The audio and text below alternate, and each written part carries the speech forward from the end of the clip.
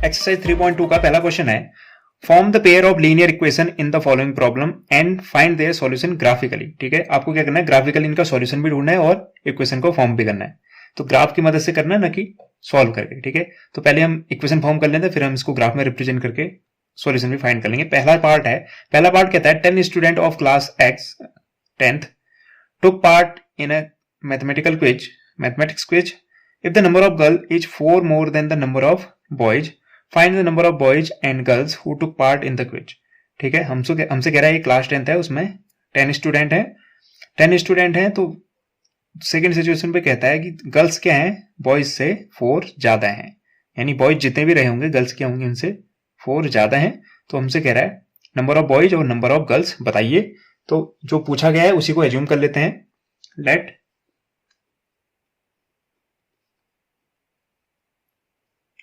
The number of boys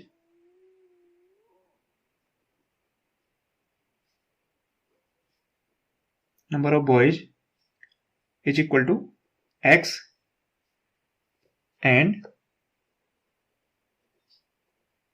number of girls equal to Y.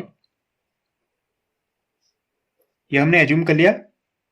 तो अब हम equation बना लेते हैं। इक्वेशन हम क्वेश्चन को पढ़ के बताएंगे।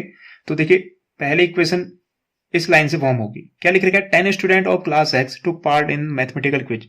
कितने स्टूडेंट है टोटल, 10। और हमें पता है अगर 10 स्टूडेंट है उसमें कुछ गर्ल्स होंगे कुछ बॉयज होंगे। गर्ल्स कितनी है, y, और बॉयज हैं x। तो अगर मैं इन दोनों को ऐड कर दूं तो क्या वो नंबर ऑफ स्टूडेंट के इक्वल नहीं होना चाहिए, क्योंकि टोटल स्टूडेंट है 10, उसमें कुछ बॉयज होंगे कुछ गर्ल्स होंगी। Girls plus boys equal to total student. तो गर्ल्स हैं y, बॉयज हैं x। दोनों नंबर को अगर मैं ऐड कर दूंगा, नंबर ऑफ बॉयज और number of girls equal to कितना होगा, टोटल नंबर ऑफ स्टूडेंट। तो ये जो सिचुएशन थी, इससे मुझे एक पहली इक्वेशन फॉर्म होगी अकॉर्डिंग टू द क्वेश्चन। मैं लिख सकता हूं total number of student equal to होगा number of boys plus number of girls is equal to total number of student. इससे मेरी पहली इक्वेशन जनरेट हुई। इसको मैं कह देता हूं फर्स्ट इक्वेशन। ऐसे ही अगेन दूसरी सिचुएशन में क्या बोला गया है, दूसरी सिचुएशन में ये बोला गया है कि नंबर ऑफ गर्ल्स, ये रही नंबर ऑफ गर्ल्स। क्या कहा है, इज मोर देन, इज की जगह पे हम लगा देते हैं equal 4 more than number of boys. 4 more than कह रहा है, 4 मोर देन में plus number of boys. Number of boys कितने हैं, x, मतलब बॉयज जितने भी है उससे कितना ज्यादा है, 4 ज्यादा। तो हमारी जो गर्ल्स हैं वो नंबर ऑफ बॉयज से 4 ज्यादा है। तो हमने क्या किया, नंबर ऑफ बॉयज लिखा, उस पर 4 ऐड कर दिया। इससे मेरी दूसरी इक्वेशन फॉर्म हुई। इसको मैं कह देता हूं इक्वेशन सेकंड। अब मुझे क्या करना है, ग्राफ की हेल्प से आंसर फाइंड करना है। तो ये दो लाइन की इक्वेशन है, ग्राफ मैं तब बना पाऊंगा जब मेरे पास क्या हो, कोऑर्डिनेट हो। तो एक लाइन को रिप्रेजेंट करने के लिए मेरे पास 2 पॉइंट होने चाहिए। 2 पॉइंट मतलब x1 y1, दूसरे पॉइंट के लिए x2 y2। तो मैं पहले टेबुलेट फॉर्म में x और y की वैल्यू फाइंड कर लेता हूं। फॉर फर्स्ट इक्वेशन के लिए, for x plus y is equal to 10। पहली इक्वेशन के लिए अगर मैं पॉइंट ढूंढने की कोशिश करूंगा तो यहां से y इक्वल टू लिख देते हैं। y इक्वल टू कितना आएगा, 10 माइनस x। तो ये हो गया x और ये हो गया y। y की वैल्यू है 10 माइनस x। तो यहाँ पे मेरी मर्जी, मैं x के लिए कोई भी पॉइंट्स ले सकता हूँ, कोई भी नंबर ले लीजिए। अगर मैं 0 लेता हूँ, सपोज मैंने x की जगह रख दिया 0, तो y कितना बन जाएगा, 10 माइनस x है, यानी 10 माइनस 0, 10 माइनस 0 यानी 10। तो y की वैल्यू मिलेगी मुझे 10। ऐसे ही 8 रखने पे ऑटोमेटिकली मिल जाएगी 2। ऐसे ही for equation second, for equation क्या है, y equal to 4 plus X. इसमें कहीं शिफ्ट करने की जरूरत नहीं, ऑलरेडी ये स्टैंडर्ड फॉर्म में है, हमको जैसी जरूरत है उस फॉर्म में है। x हो गया, y की वैल्यू है 4 प्लस एक्स, 4 प्लस एक्स। तो कोई भी एक नंबर ले लीजिए। सपोज x की जगह अगर मैं 0 रख दूं तो यहां पे रिजल्ट क्या मिलेगा मुझे, 4, और y फिर से x की जगह पे अगर मैं रख दूं 1 या 3 रख दूं, 3 रखने पे मिलेगा मुझे 7। तो मुझे क्या मिल रहा है, मुझे यहां से पहले लाइन को फॉर्म करने के लिए जो पहला पॉइंट है उसके कोऑर्डिनेट मिले 0, 10। दूसरा पॉइंट मिला मुझे 8, 2।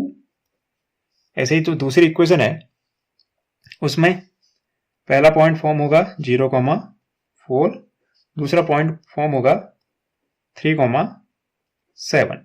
तो अब इसको ग्राफ में रिप्रेजेंट कर देते हैं और उसी से हमको सॉल्यूशन मिलेगा। तो हम कैसे रिप्रेजेंट करेंगे, पहले हम एक एक्स एक्सिस ड्रॉ कर लेंगे, वर्टिकली हम वाई एक्सिस ड्रॉ कर लेंगे और नंबरिंग कर लेंगे स्केल में 0 1 2 3 4 सो ऑन, ऐसे 0 1 2 3 4 सो ऑन। ये एक्स एक्सिस है, ये वाई एक्सिस है, ये वाई डैश और ये एक्स डैश। हमारी जो पहली इक्वेशन है x plus y equal to 10, उसका जो कोऑर्डिनेट था, पहला पॉइंट था 0,10। 0,10 मतलब x की वैल्यू 0, y की वैल्यू 10। x की वैल्यू 0 होती है y एक्सिस पे, तो ये रही y एक्सिस, यहाँ पे होगी 0, किसकी वैल्यू x की, तो यहाँ से हमको ढूंढना है y की वैल्यू 10। यहाँ से चलेंगे, पहला पॉइंट मिलेगा मुझे a 0,10, ये वाला पॉइंट। ऐसे दूसरा पॉइंट है 8,2 यानी x की वैल्यू 8, x एक्सिस पे चलेंगे, ये मिलेगा 8।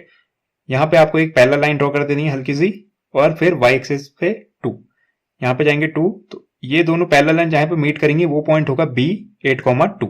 ऐसे ही सेकेंड इक्वेशन थी y equal to x plus 4। y equal to x plus 4 में पहला जो पॉइंट है c, उसके लिए कोऑर्डिनेट है 0,4, तो 0x अगेन 0 है, कहाँ होगा 0, y एक्सिस पे, तो y की वैल्यू 4, y एक्सिस पे चलेंगे, y की वैल्यू 4 मिलेगी, ये पॉइंट होगा हमारा c 0,4।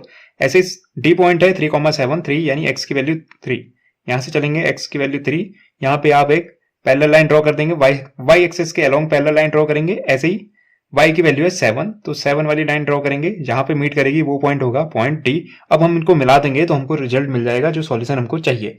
पहला है हमारा a और b को मिलाने पे ये a रहा और ये b रहा, थोड़ा बारीक काम है, नहीं तो गड़बड़ हो सकती है, तो इनको हम मिला देते हैं। तो ये रही हमारी पहली इक्वेशन की लाइन, और इसको हम कह लेते हैं x plus y equal to 10। x plus y equal to 10 की लाइन है ये। वैसे दूसरी equation,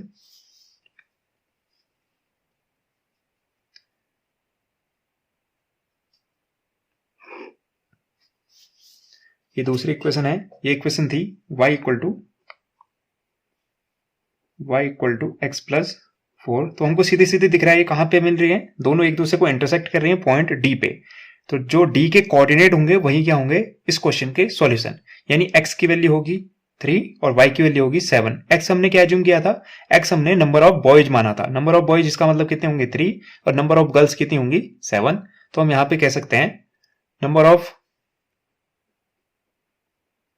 boys is equal to 3 and number of girls होंगी हमारी इक्वल टू 7। उम्मीद करता हूं आपको ये एक्सप्लेनेशन पसंद आया होगा और समझ भी आया होगा। Thank you and have a nice day.